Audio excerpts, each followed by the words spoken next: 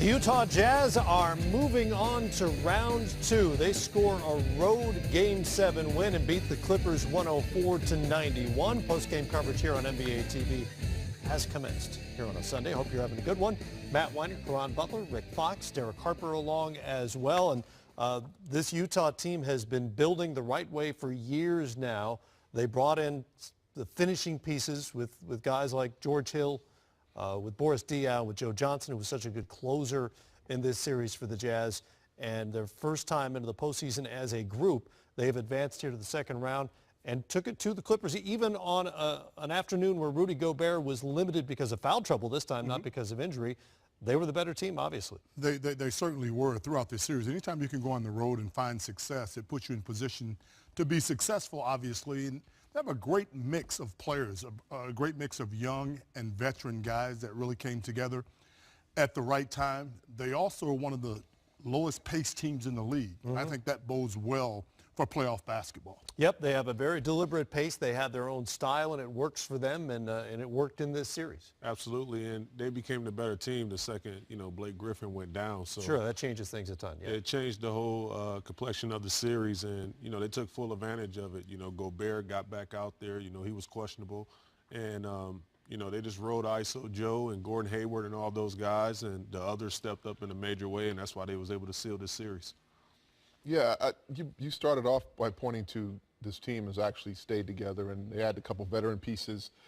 This is a team that's hovered around the 8th seed. Now they finally matured into an understanding how to be a second-round team. I thought Gordon Hayward's moment of celebration was quite limited there before he was like, oh, no, not on now we're on to Golden State. Let me just catch my breath. It is the next level for this young group of players that have actually really learned how to work together. George Hill's addition has been huge, I agree. Joe Johnson and Boris Diaw, those two vets, are the perfect balance, I think, to help a young team come along. And now I'm anxious to see how they respond to the next round. They did get a win against the Warriors in 3 games in the regular season. We'll get to that a little later on. But for this game, Gordon Hayward with another slow offensive start, not dissimilar to the other night. He winds up with 26 on the night. And these were points late that they really needed. 6 of 6 from the free throw line. And you just got a sense, especially for folks at home who maybe don't watch the Utah Jazz a ton because they play out west, or for whatever reason, get a sense of what what Gordon Hayward can do as a scorer. He is so comfortable with the ball in his hands. Yeah, he's a star in this league. He's a forward that can, score in multiple ways. He can facilitate. He can get guys going. In this series, averaging over 24 points per game and just doing all the little things. Obviously, he missed a majority of that Game 5, in which he had food poisoning. But just to see him come out and step up in a major way in the Game 7 on the road, it speaks volume to his star power. All right, let's get you into the highlight in case you missed some of Game 7. 6th all-time for Chris Paul.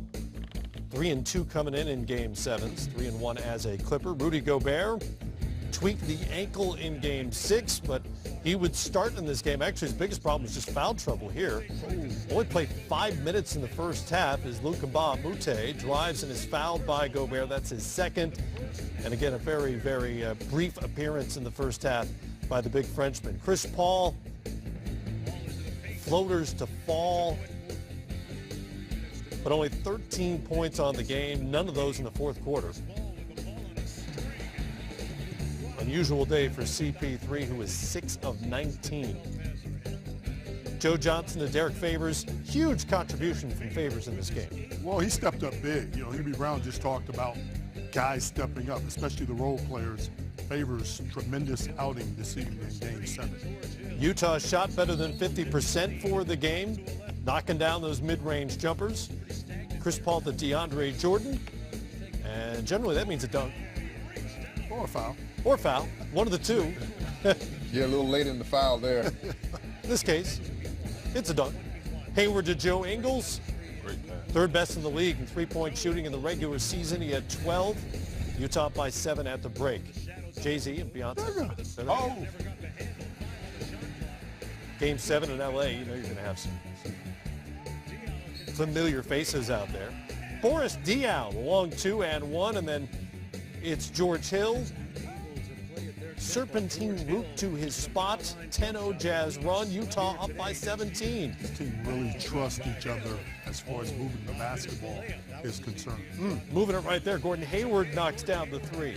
He was 2 of 3 from the great beyond. Just before the end of the quarter,